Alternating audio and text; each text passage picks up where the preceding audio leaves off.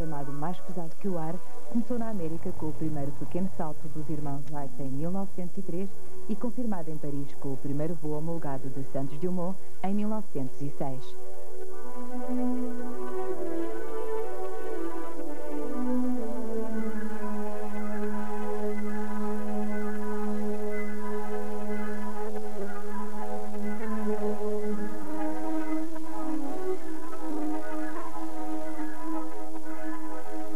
Desde então até 1921, a aviação foi dando passos importantes.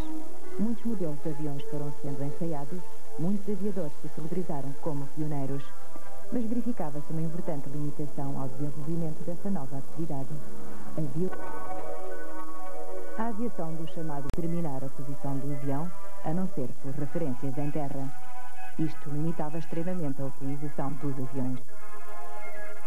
Em 1919, o comandante da Marinha americana Albert Reed realizou a primeira travessia aérea do Atlântico Norte da Terra Nova à Inglaterra, com escalas nos Açores e Lisboa. Mas para controle da navegação, tiveram que ser colocados 70 navios ao longo da rota como marcos geográficos.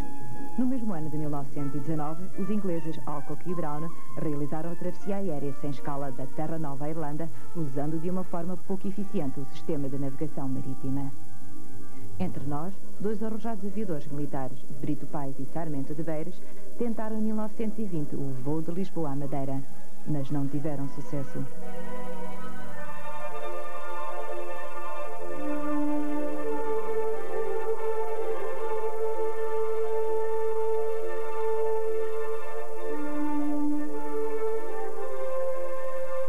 O comandante Sacadura Cabral, que em 1919 comandava o Centro de Aviação Marítima do Bom Sucesso, onde recebeu Reed, tinha a convicção de que era possível criar um sistema de navegação aérea eficaz.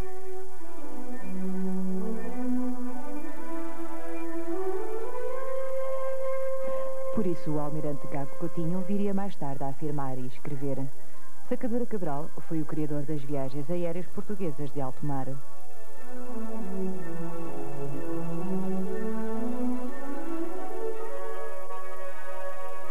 O mecânico francês Roger Soubiran referiu assim as qualidades de Sacadura.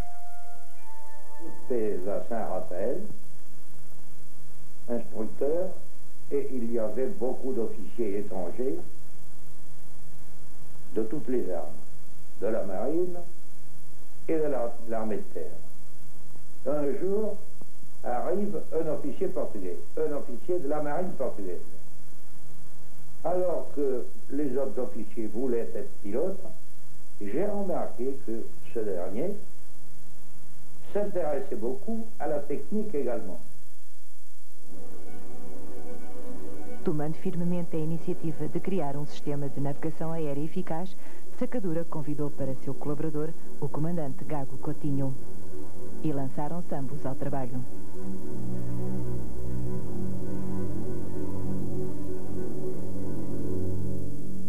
O lançamento de um sistema de navegação aérea científico implicou a preparação de uma série de elementos de trabalho, alguns dos quais foram absolutamente inéditos.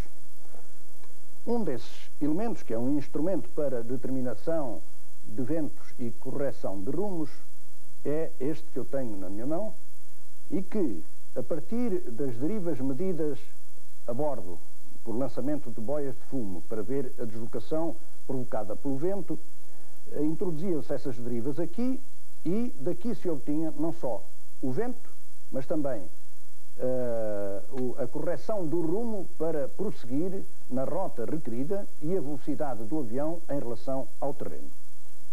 Este corretor de rumos é o autêntico que foi utilizado na viagem de Lisboa ao Rio de Janeiro por Gago Coutinho. Tem aqui mesmo uma gravação assinada por Gago Coutinho. Outro instrumento fundamental para a navegação aérea era o sextante. O sextante que na Marinha era utilizado para fazer observações das alturas dos astros em relação ao horizonte do mar, para ser utilizado em navegação aérea. Teve que se lhe adaptar um horizonte artificial, constituído por um nível de Bolhadar, que está incluído nesta caixa, e que, na solução genial adotada por Gá Coutinho, a geometria que ele concebeu fez com que as leituras das alturas dos aços fossem extraordinariamente simplificadas em relação a outros sextantes estrangeiros que já existiam. Esta inovação foi depois adotada por uma fábrica alemã, a fábrica Platz, que fabricou sextantes destes que foram utilizados por muitos navegadores aéreos. E a partir deste sextante, pelo mesmo princípio, apareceram depois novos modelos mais modernos de sextantes para navegação aérea. Além dos instrumentos a que me referi, foi necessário executar um longo trabalho de observações e de medições para verificar se as leituras eram fidedignas e o seu rigor aceitável para a navegação aérea. Gá Coutinho executou centenas dessas observações, de que temos aqui páginas e páginas de registros com a sua própria letra, e a partir daí determinou os erros médios das leituras feitas com o horizonte artificial. A conclusão a que chegou é que o rigor era mais que suficiente para as exigências da navegação aérea. Além dos instrumentos a que já me referi, foi necessário remodelar todo o sistema de cálculos astronómicos em relação ao sistema usado em marinha.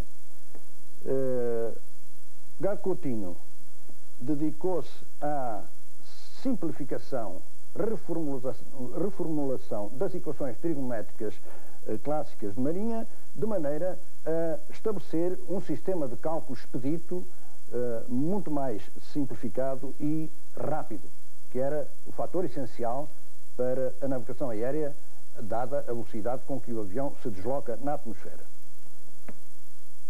Ora, todo este conjunto de elementos de trabalho, os instrumentos de observação, os sistemas de cálculo e até depois a própria condução da navegação em voo, tornaram-se um sistema inédito, com base científica, de que a aviação portuguesa se pode orgulhar, porque esse sistema perdurou depois durante décadas, embora com as adaptações normais devidas à evolução da tecnologia, de novos instrumentos que foram aparecendo, mas o que não há dúvida é que o sistema de navegação astronómica científica criado pelos nossos aviadores foi um grande passo para o desenvolvimento futuro da aviação à escala mundial. Depois de suficientes ensaios dos instrumentos e dos métodos de cálculo, efetuou-se um voo de Lisboa ao Funchal para a prova real do sistema. Em mais de 7 horas de voo, o rigor da navegação foi comprovado. Um sucesso completo.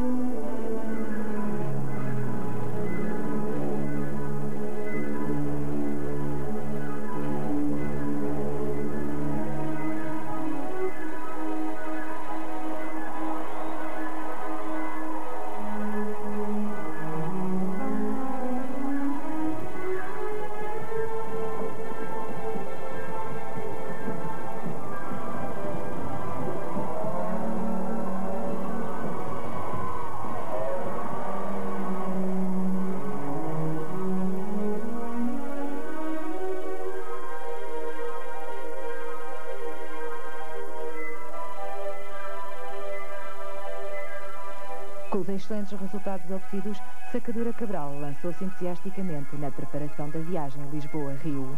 Tinha objetivos patrióticos neste seu plano e conseguiu, com grande perseverança e poder de persuasão, obter autorização e apoio governamental para a sua efetivação.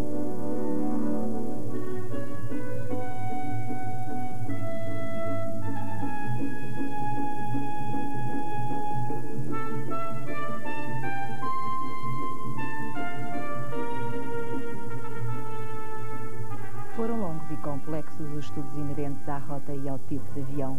Devido à grande distância a vencer na travessia do Atlântico Sul, teve que ser concebido um avião fora de série.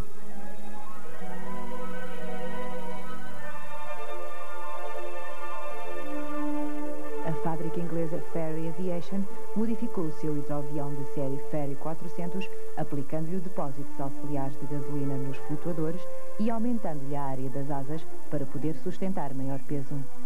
E assim se criou o modelo que em Lisboa foi designado de Lusitânia.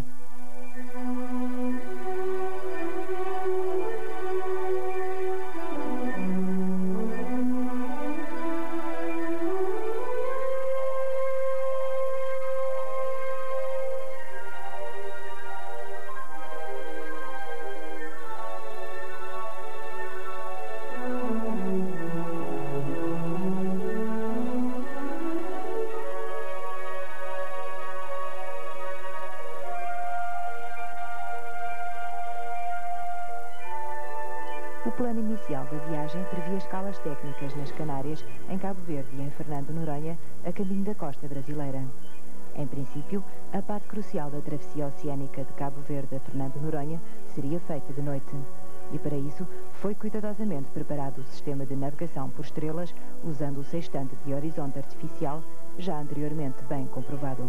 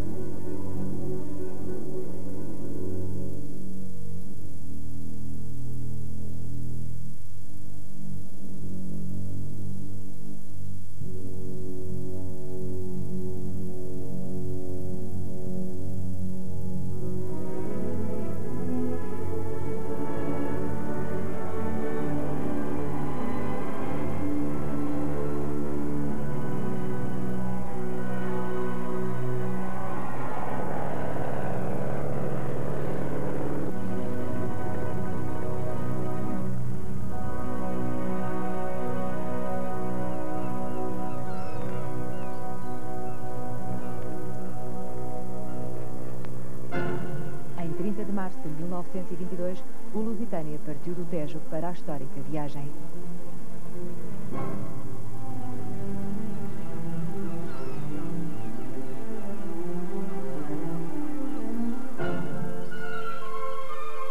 A viagem Lisboa-Funchal no ano anterior fora o balão de ensaio. Nas etapas até Cabo Verde, verificou-se que o consumo de gasolina era superior ao previsto. Tal facto obrigou-os a alterar a travessia oceânica por não terem autonomia para alcançar a ilha de Fernando de Noronha. Voando de dia, decidiram então, corajosamente, ir amarar junto do minúsculo Penedo de São Pedro.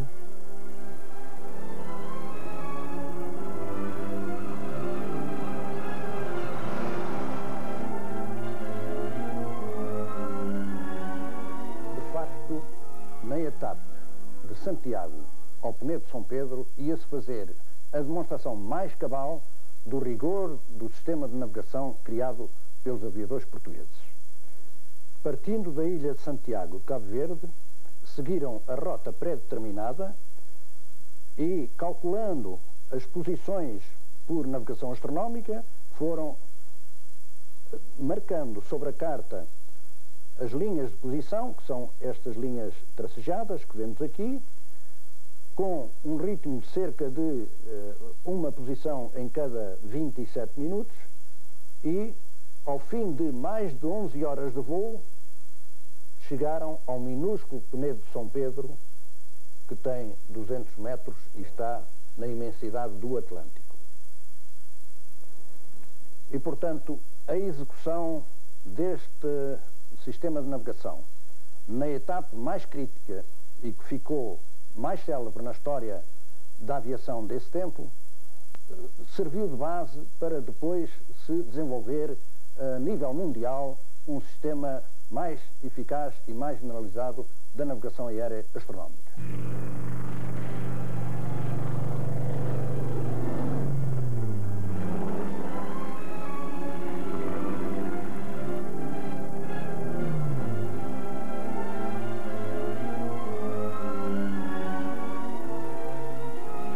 dimensão do Penedo de São Pedro pode bem avaliar-se por comparação com o navio República que ali aguardava a Lusitânia. Depois do grande sucesso da navegação, a ondulação dificultou a amaragem e um dos flutuadores partiu-se, acabando por se perder o avião. O hidroavião veio com rumo direto aos Penedos. Sobrevoou-os e sobrevoou o República, iniciando em seguida a amaragem. Logo de começo, o flutuador esquerdo, batendo na crista de uma vaga, partiu-se. Mal nos apercebemos do que se passava, mas depressa vimos o aparelho inclinar-se e afundar-se. A alegria indescritível de que todos se tinha apoderado, seguiu-se um silêncio de expectativa e de tristeza. Mas depressa se aventou a hipótese de vir outro hidroavião para completar o raio. Tinha sido determinado que fosse arriado o escaler, a gasolina e o bote, embarcando no primeiro tenente Faria Pereira e no segundo o mecânico Subirá. Comme nous étions au milieu d'une dizaine de requins, à force de rames, nous sommes arrivés à Paris juste pour sauver Sacadura, Gaz Coutinho, les papiers et le sextant. Et l'appareil a disparu. No seu diário escreveu Sacadura. Poisou às 7h16 e partiu-se com muita calema. Graças à forte determinação de Sacadura Cabral, o acidente do Lusitânia não o fez desistir do objetivo final do empreendimento, que era chegar ao Rio de Janeiro pelo ar. Imediatamente entrou em contacto com os seus superiores em Lisboa, no sentido de ser enviado um segundo hidroavião para a ilha Fernando Noronha.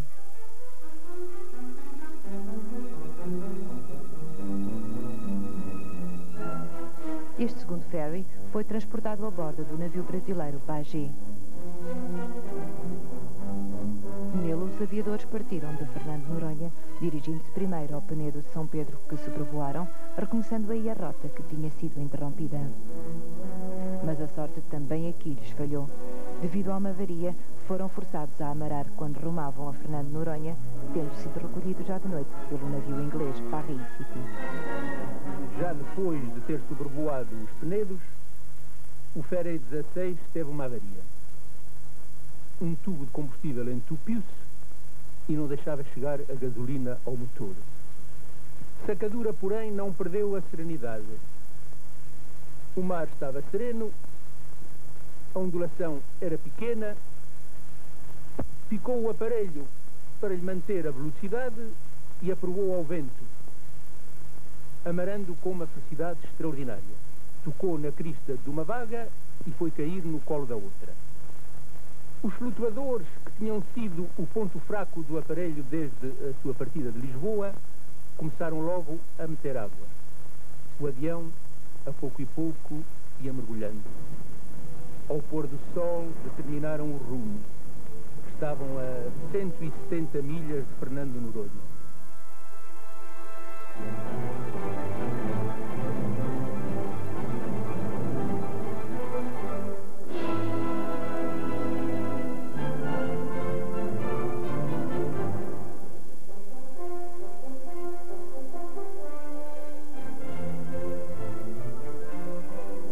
A bordo do Paris City, o comandante do navio inglês calculou que estivessem perdidos, isto é, que ignorassem a posição em que se encontravam.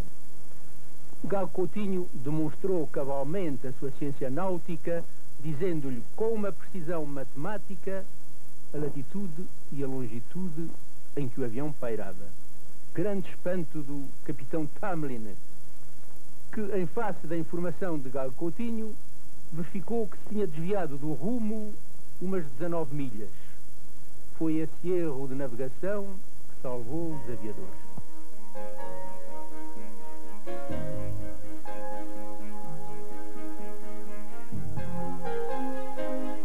Um terceiro avião, o F-17, é enviado de Lisboa, embarcado no navio de guerra Carvalho Araújo. A grande missão aérea havia de prosseguir até final.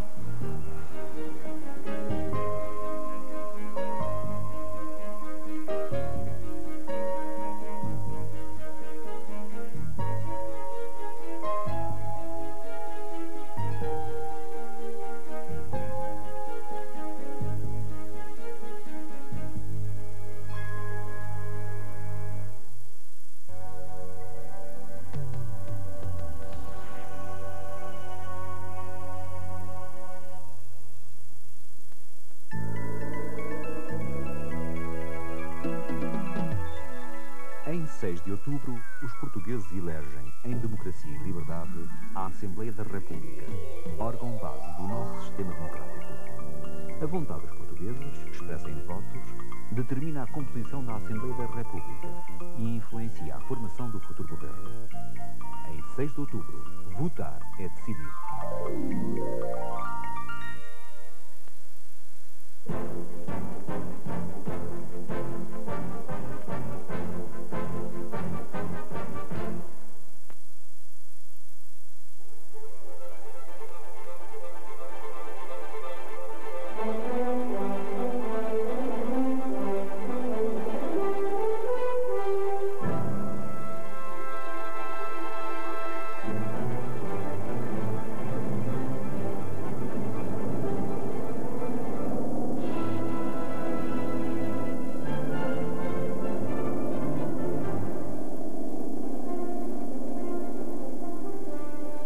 A perseverança vence e as últimas etapas a caminho do Rio de Janeiro têm pleno êxito.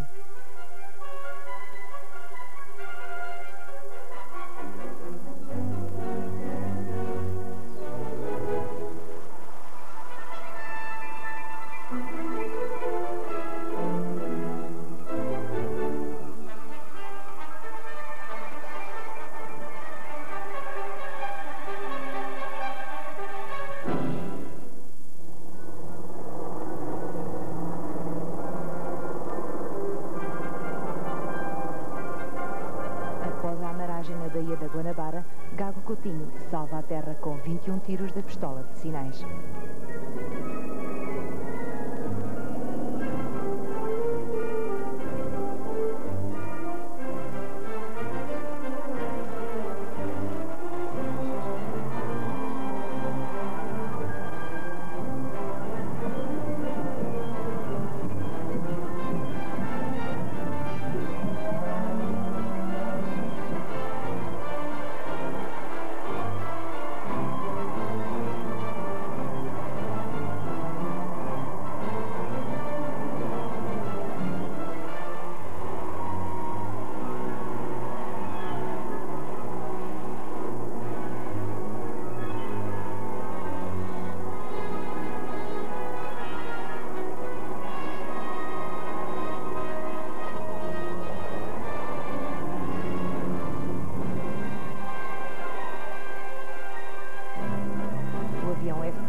É batizado com o nome de Santa Cruz, sendo madrinha a esposa do presidente do Brasil. No regresso a Portugal, os aviadores são triunfalmente recebidos.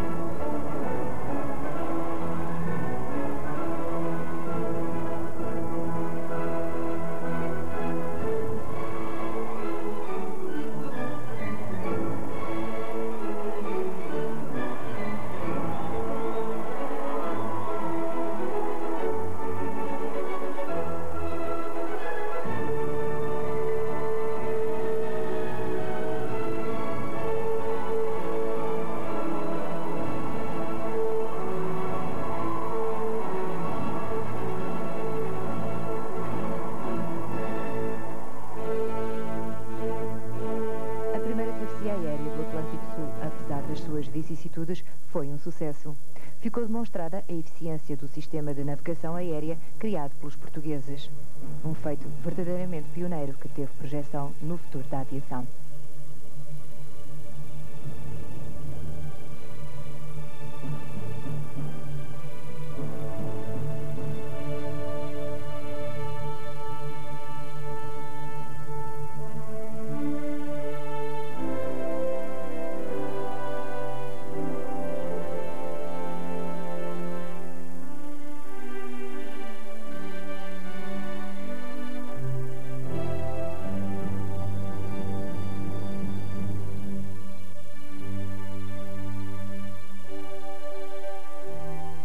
O glorioso hidroavião Santa Cruz está hoje preservado no Museu de Marinha, em Lisboa.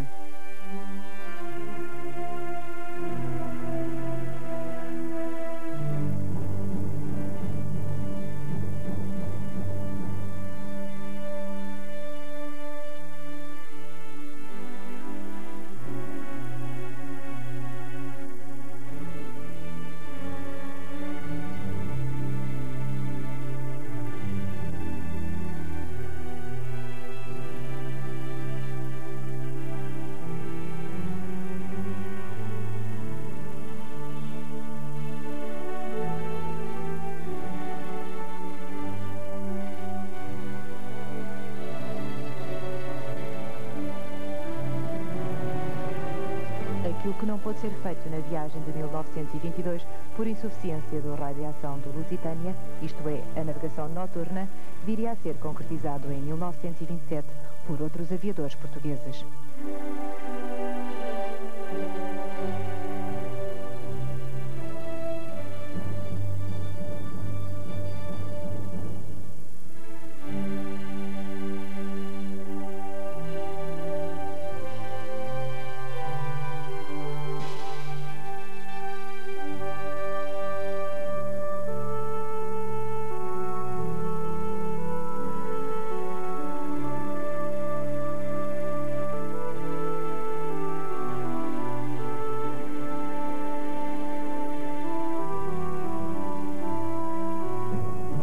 Esta oportunidade surgiu com uma projetada viagem à volta do mundo da iniciativa de Sarmento de Beiras, que convidou para seu navegador o capitão Jorge de Castilho e para mecânico Manuel Gouveia.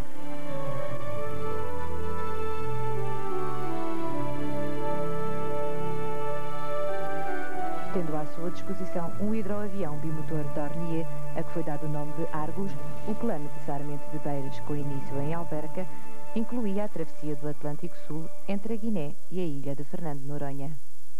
Na viagem ao Brasil de noite, a bordo do Argus, por 2 vezes houve avarias. Manuel Gouveia saiu da Carlinga e uma das avarias era uma fuga de gasolina, foi repará-la. Outra vez foi reparar uma fuga de óleo. O Sarmento de Beiras, quando chegou a Fernando de Noronha, disse: se não fosse Gouveia, teríamos ficado no fundo do Atlântico, como tantos outros aviões ficaram. A viagem, em parte, a ele se deve. Jorge de Castilho, tal como Sacadura Cabral e Gago Coutinho, adquirira largos conhecimentos e práticas de geodesia e astronomia nas campanhas geodésicas em África. Estudou os métodos de navegação e o sextante de Gago Coutinho, de quem se considerava discípulo na matéria.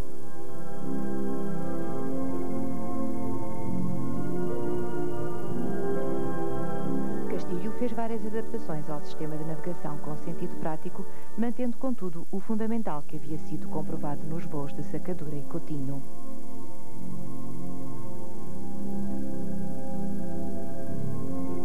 A navegação executada por Jorge de Castilho na travessia atlântica baseou-se em observações das estrelas durante a noite e do Sol na fase final da viagem até Fernando de Noronha.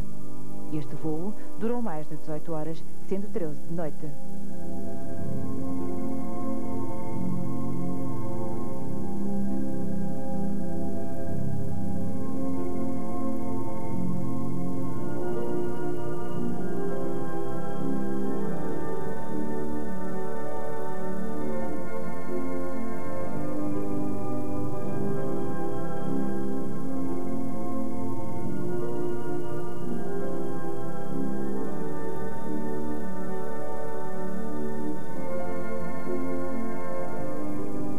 juntamente com a imensa empresa da Volta ao Mundo, os aviadores haviam batizado o seu hidroavião com o nome da célebre nave mitológica Argus.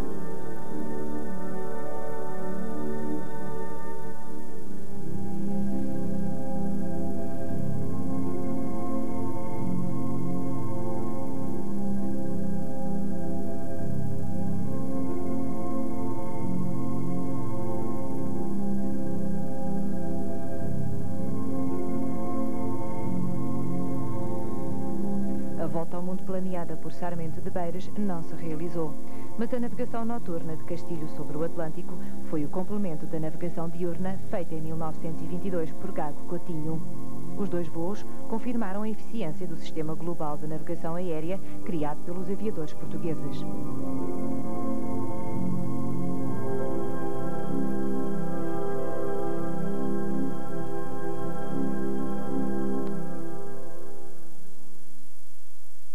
Ora, o sistema português de navegação aérea foi realmente o primeiro sistema científico, integral e eficaz de fazer navegação aérea.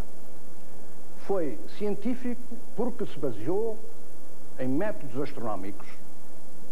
Foi integral porque incluía não só toda a navegação que nós chamamos estimada, quer dizer, o trabalho dos rumos, a determinação de ventos, a determinação da velocidade em relação ao terreno, a partir da velocidade própria do avião, e foi eficaz porque, a partir daí, de facto, as posições determinadas por este método astronómico e científico passaram a ser mais rigorosas. Digamos, passaram a ser rigorosas, porque antes disso não o eram.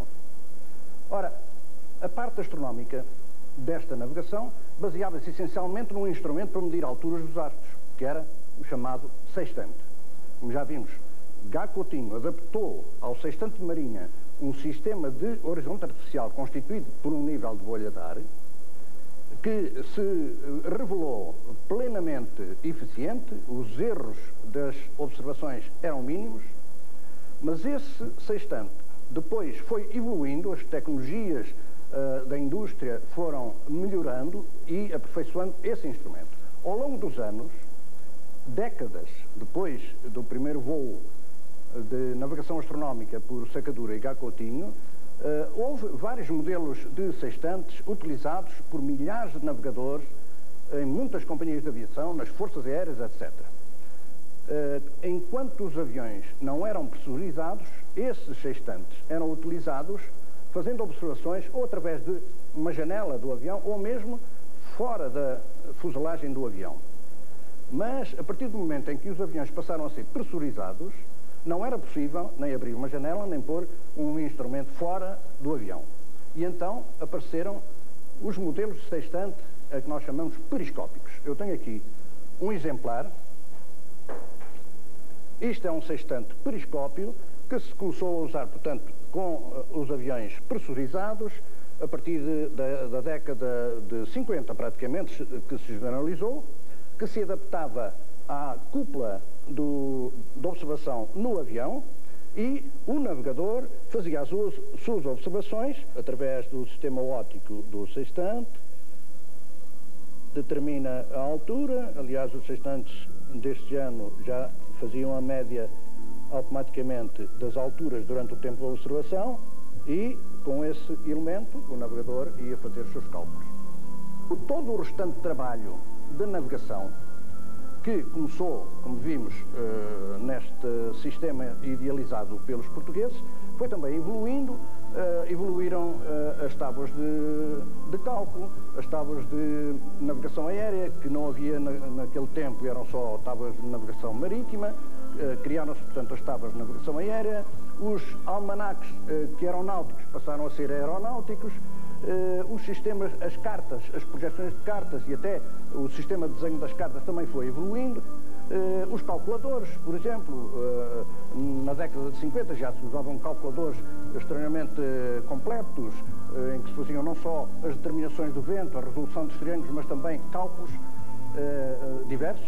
Enfim, todo este manancial de meios de trabalho foi evoluindo.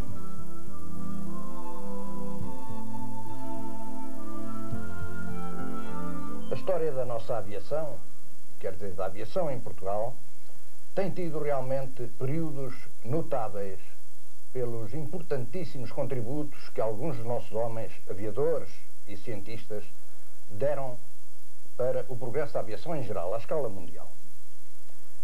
Já começando por Bartolomeu Guzmão, com o seu primeiro aeróstato no princípio do século XVIII, depois Cipriano Pereira Jardim, com o seu primeiro dirigível, realmente dirigível, nos finais do século XIX, e agora já no século XX, o lançamento do primeiro sistema científico de navegação aérea. Ora, neste processo da navegação aérea participaram várias individualidades que são conhecidas da generalidade do público, como Sacadura Cabral, Gago Coutinho, Sarmento de Beires e Jorge de Castilho. Mas acontece que, infelizmente, a grande parte da generalidade do público não conhece ou conhece erradamente a participação individual de cada um destes participantes. É frequente ler-se e ouvir-se falar em Gago Coutinho e Sacadura Cabral, o Lusitânia, que era tripulado por Gago Coutinho e Sacadura Cabral, e assim sucessivamente. E isto pode induzir as pessoas na ideia de que Gago Coutinho teria sido o fulcro desta missão do Lusitânia, quer dizer, a travessia do Atlântico Sul, com um novo sistema de navegação aérea. Ora, acontece que o grande homem de todo este processo foi Sacadura Cabral. Ele foi o homem da ideia, ele foi o iniciador, ele foi o promotor, o organizador e o grande impulsionador de todo o processo até ao fim. Mas isto não quer dizer que Gago Coutinho não tenha o seu valor específico. Gago Coutinho é realmente uma das figuras proeminentes do nosso contexto científico do século XX. Não só porque já era um geógrafo notável, com trabalhos excepcionais feitos em África, como pela sua participação neste trabalho de navegação aérea, sobretudo na concepção e execução do horizonte artificial para o sextante, mas até depois disso, visto que ele nem pertencia aos quadros da aviação naval, pertencia à Marinha, e depois da sua participação na travessia do Atlântico Sul, voltou aos quadros da Marinha e depois dedicou-se não só à cartografia, mas a um trabalho excepcional que é notável, porque foi a investigação científica das navegações da época dos nossos descobrimentos.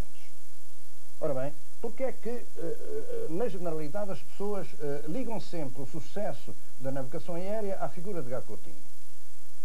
Por duas razões fundamentais. Em primeiro lugar, porque o facto de ele vir sempre referido em primeiro lugar, antes de Sacadura, isso resulta da ética militar, em que se referia sempre a patente superior, que era a de Gago Coutinho, e Sacadura tinha uma patente oficial inferior à de Coutinho.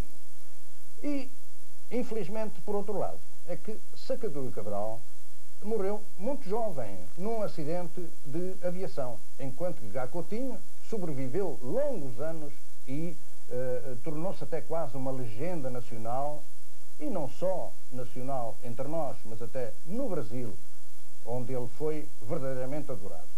E o brigadeiro João Quintela, que eu tenho aqui comigo, que é um homem do ar e muito estudioso e um grande entusiasta destas coisas de aviação, com certeza concordará comigo na afirmação que eu aqui fiz. Eu concordo em absoluto, sem dúvida nenhuma. O que podemos até dizer que foi um encontro de gerações. Uma geração mais nova, representada por Sacadura Cabral, uma geração mais adulta, mais idosa, representada por Gago Coutinho. Mas deste encontro de gerações resultou o grande feito, o que, na verdade, é um marco histórico da nossa aviação. Sacadura Cabral, mais impulsivo, precisamente pela sua juventude, mais impulsivo, mais audaz, Gago Coutinho mais refletido, mais prudente, talvez, mas, sem dúvida nenhuma, eu interrogo-me muitas vezes se, porventura, estes homens não se tivessem conhecido, e nas circunstâncias até em que se conheceram, que foi em Moçambique, Gago Coutinho já estava trabalhando em Moçambique, em trabalhos de geodesia, e Sacadura Cabral aparece em Moçambique e encontra-se com Gago Coutinho. Na mesma missão geodésica. Desse encontro nasceu uma amizade, nasceu uma camaradagem que levou os dois homens a comunicarem um com o outro as suas aspirações, as suas ambições. E quando Sacadura Cabral resolve realmente concorrer à aviação militar, para depois ser o grande impulsionador da aviação naval, e ao pensar no projeto de aproximar Portugal do Brasil, pensou em Gago Coutinho para que se adaptassem os métodos da navegação marítima à navegação aérea. E, se bem pensou, melhor o fez, pois que eu não sei se, na altura, Sacadura Cabral poderia ter encontrado melhor colaborador. Foi, sem dúvida nenhuma, um colaborador extraordinário, Gago Coutinho. Absolutamente de acordo com a afirmação que fazes de que, pois, Gago Coutinho ficou mais no conceito popular do que o nome de Sacadura Cabral. Sacadura Cabral morreu, infelizmente, no Golfo da Biscaia, desapareceu muito mais cedo. Gago Coutinho sobreviveu e, portanto, a glória, quase que toda a glória do grande feito começou a recair sobre o Gago Coutinho. O Gago Coutinho passou a ser a pessoa apontada quando passava em qualquer lado. Lá vai o Gago Coutinho. Passou a ser cantado no Bairro Alto, nos fados, nas letras dos fados do Bairro Alto, sempre venerando o Gago Coutinho, nomeando o Gago Coutinho, e esquecendo-se um pouco Sacadura Cabral, que é um ato de verdadeira injustiça. Sacadura Cabral, na verdade, se quisermos, quando muito, enfim, não estabelecer grandes diferenças, colocá-los-íamos em padrões idênticos, embora diferenciados, cada um no seu mistério. Um no piloto audaz, tenaz, valoroso, e o outro o cientista refletido e realmente muito prudente. De qualquer forma, ambos humildes. Ambos humildes. E tão humildes que o Gago Coutinho reconhecia em Sacadura Cabral uma superioridade que tinha como reflexo o Sacadura Cabral reconhecer em Gago Coutinho uma superioridade. Estas duas coisas chocavam-se para precisamente se conjugarem e definirem a grandeza dos dois homens, a enorme grandeza destes dois homens. E Gago Coutinho furtava-se quase sempre às manifestações, às respostas aos discursos das homenagens que lhes eram conferidas, e passava sempre o papel do orador e o papel do encarregado de agradecer as manifestações com que os homenageavam para Sacadura Cabral. Daí que Sacadura Cabral, jocosamente, sem ofensa, mas até muito curiosamente, dizer que o Gago Coutinho tinha ficado com o astrolábio e para ele tinha-lhe deixado a astrolábia. Mas ambos eram extraordinariamente modestos. E um dos atos de modéstia, e que define bem a grandeza de ambos, foi precisamente quando chegaram ao Brasil. O primeiro ato, o primeiro gesto que quiseram ter foi de ir prestar homenagem a Santos Dumont, conhecido pelo pai da aviação, que em 1903 exaltou Paris, na verdade, com os seus feitos aeronáuticos. E também a resposta que obtiveram de Santos Dumont é de uma grandeza muito grande. Eu tenho que lê-la porque não sei de cor e perderia todo o significado se porventura não lesse as palavras de Santos Dumont. Quando Sacadura Cabral e Gago Coutinho foram apresentar as homenagens a Santos Dumont, este respondeu-lhes desta forma: meus caros irmãos Sacadura Cabral e Gago Coutinho, também eu trabalhei na aviação. E o que fiz? Na vossa generosidade dizeis muito, encareceis tanto, deixai-me que vos agradeça simplesmente com a verdade. Vós realizastes o ideal humano, comunicastes extremos do mundo, aproximastes inteligências e corações, e neste momento solene da nossa festa política, como embaixadores da comunidade luso-brasileira, trouxestes as bênçãos da vossa augusta pátria à minha jovem pátria, trouxestes Portugal ao Brasil. De um sonho fizestes realidade. Vós é que sois admiráveis, meus amigos, e por isso, sinceramente, comovidamente, eu vos agradeço tanto como vos admiro.